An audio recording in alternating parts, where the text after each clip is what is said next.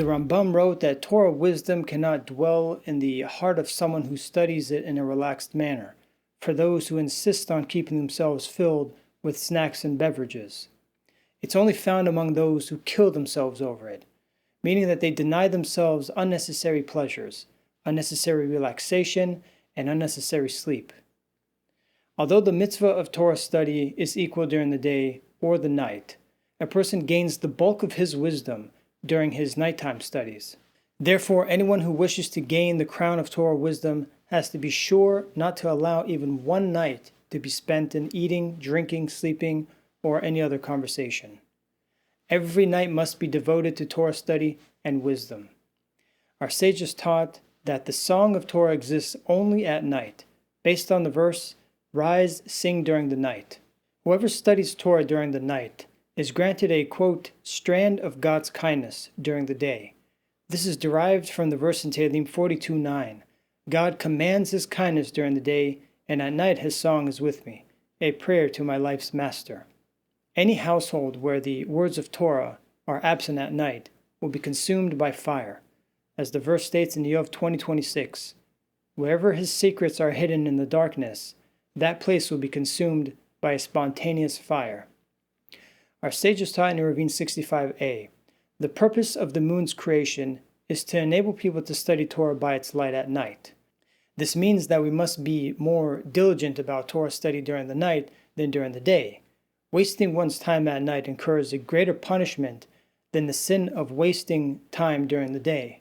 Even in midsummer, when the nights are very short, one should still devote time at night to study Torah. One should increase this amount of time daily, in keeping with our sages' teaching in Avot 113.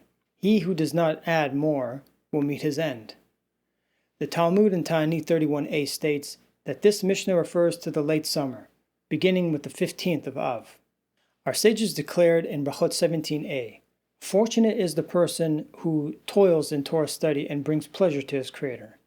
His standing increases as he ages, and he will pass from this world with a sterling reputation.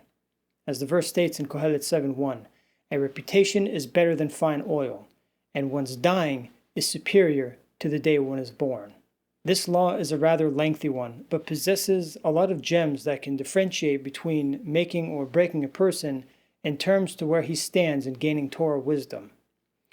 The Midrash in Bereshit Rabbah 68:10 relates that before Yaakov Avinu left Israel to Lavan's house, he was in the yeshiva of Shem and Evel for 14 years.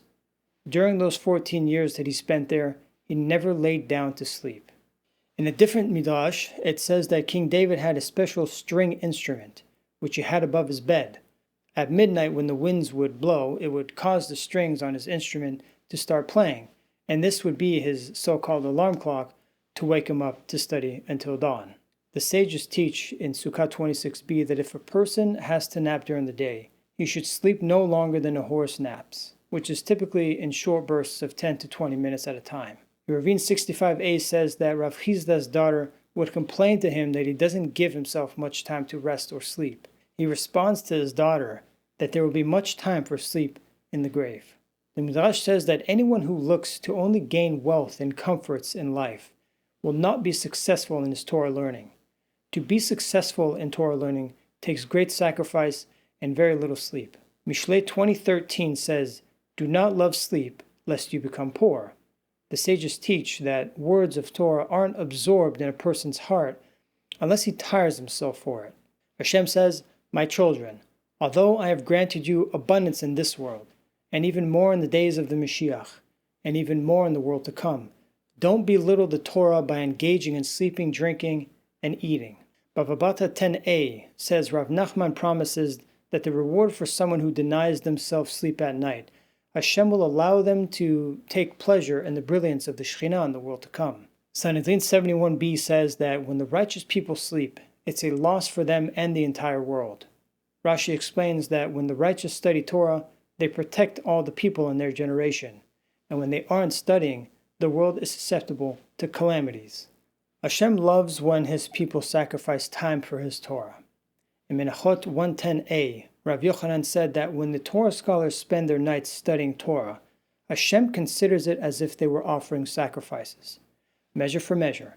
as the verse says in Tehillim 134:1. All God's servants who stand in God's house during the nights. The Midrash says that the Torah's secrets are more likely to be revealed to a person who studies Torah at night rather than during the day. At night, a person is usually hidden from the public's view, and he does it for pure motives and not for praises. As the verse says in Mishlei 11:2, wisdom is found with the modest. Rav Chaim Palachi says that if we would be able to see into the future, when our time here has ended, it's impossible to fathom the regret a person would have for not pushing himself to study more Torah. He will wish that he studied more and slept less. He continues and says that he gains the title of, quote, a friend of the Blessed Holy One, and when the world is suffering punishments of all different kinds, he won't be affected by any of them. The Shit Chochmah explains that when someone wakes up at night to study Torah, one has to do so purely because he loves HaShem and for no other purpose, and only then will he benefit the advantages described here in the Yalkut Yosef. The Pele Yoetz advises us to avoid luxury of sleep for long periods of time. We should do whatever we can to remain awake and alert, despite the heaviness of sleep that falls upon us. One should try standing up, washing his face, shaking off the sleep. It's definitely not expected to be acquired overnight. But as we've mentioned before, our time here is limited, and a person is granted a reward for his efforts that he invests. Rabbi Yonah leaves us with a positive note.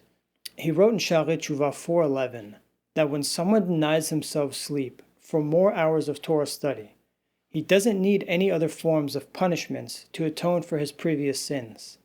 He tells us that when Moshe Rabbeinu spent the 40 days on Mount Sinai, he didn't sleep at all.